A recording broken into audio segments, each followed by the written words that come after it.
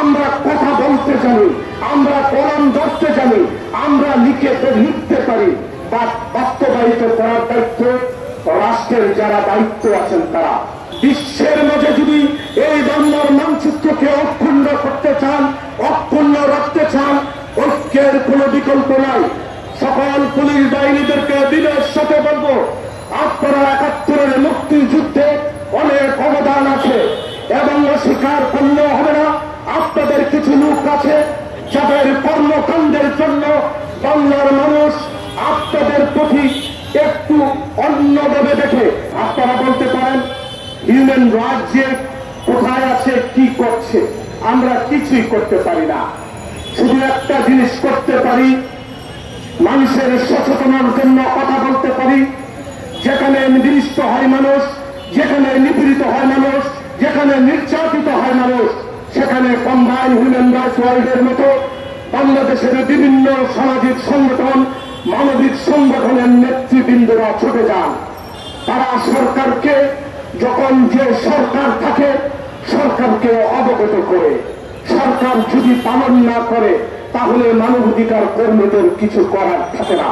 কারণ আমাদের কাছে আপনারা জানেন, আমরা কথা বলতে জানি, আমরা কলম ধরতে জানি, আমরা লিখতে পারি, বা বাস্তবায়িত করার দায়িত্ব রাষ্ট্রের যারা দায়িত্ব আছেন তারা। আমরা জাতীয় বাংলাদেশের মধ্যেও একটি জাতীয় মানবাধিকার কমিশন আছে। তাদের কাছে বিনয়ের সাথে বলতে চাই, আপনারা শুধু সরকারের জনগণের টাকা এবং ট্যাক্সের বেতন বহন করে জাতীয় মানবাধিকার কমিশনের নেতৃত্ব যারা আসবেন, সত্যিকার অর্থে কোথায় থেকে ওই দেশে নির্যাতিত হয় মানুষ, কোথায় থেকে দুর্নীতি বজ্র রাজনীতিকের নামে আশ্রয় নিয়ে এই বাংলাদেশের সম্পদ লুটপাট করে, কোথায় আমার সারা দেশের মানুষের অধিকার বিনষ্ট করে বাংলাদেশকে ছোট করে, খাটো করে, তাদেরকে চিহ্নিত করে রিপোর্ট প্রদান করার দায়িত্ব আপনাদের। আমরা যারা মানবিক কর্মী, আমরা শুধু আপনাদের সহযোগী হিসাবে কিছু কিছু সভা সেমিনারের মাধ্যমে আপনাদের সহযোগিতা সহপাঠী হিসাবে আমাদের বক্তব্য প্রদান করতে পারি। আমি আন্তর্জাতিক মহলকে আজকের এই অনুষ্ঠানের মাধ্যমে বলে দিতে চাই, বাংলাদেশ একটি যুদ্ধ করে অর্জিত দেশ। এই দেশের পতাকাটি কেবল দান এবং ভিক্ষার মাধ্যমে আসে নাই। এই দেশের পতাকাটি, এই দেশের মানচিত্রটি আমার পূর্বের পুরুষরা তাদের রক্তের বিনিময়ে এই দেশটিকে আমাদেরকে উপহার দিয়েছে।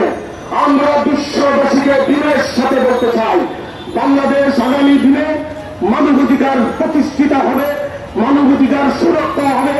সেই জন্য আজকের এই দিনে সফলভাবে মানবাধিকার কর্মীরা নিরুচ্ছিন্নভাবে অনেক সুন্দর এবং সফলভাবে ৭৩তম প্রতিষ্ঠা বার্ষিকী পালন করতে পেরেছে।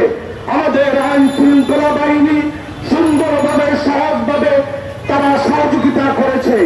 বাংলাদেশের প্রত্যেকটি সেক্টর আমি মনে করি যে মানবিক মানুষরা এখনো আছে বিদায়ী আমাদের এই দেশ করোনা কোভিডের কালে এই দেশ কোনো মানুষের কাছে মাথা নত করতে পারে নাই।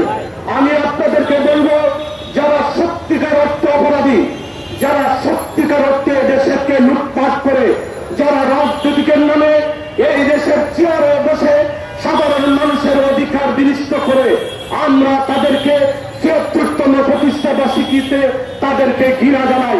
সকল পুলিশ বাহিনীদেরকে দিনের সাথে বলবো, আপনারা ৭১-এর মুক্তিযুদ্ধে অনেক অবদান আছে এবং অস্বীকার করলেও হবে না। আপনাদের কিছু লোক আছে যাদের কর্মকাণ্ডের জন্য বাংলার মানুষ আপনাদের প্রতি একটু অন্যভাবে দেখে। আমি বিনয়ের সাথে সকল মানুষকে, সকল মানবিকদেরকে অনুরোধ করব, আসুন বাংলাদেশের সেনাবাহিনী, বাংলাদেশের পুলিশ বাহিনী, বাংলাদেশের যত আইন শৃঙ্খলা বাহিনী আছে তাদেরকে প্রত্যেকটি মানবিক সংগঠন, যখন মানবিক সংগঠনের পক্ষ থেকে সহযোগিতা করি। এখন কোন ভেদাভেদের সময় নয়, এখন ঐক্যমতের সময়।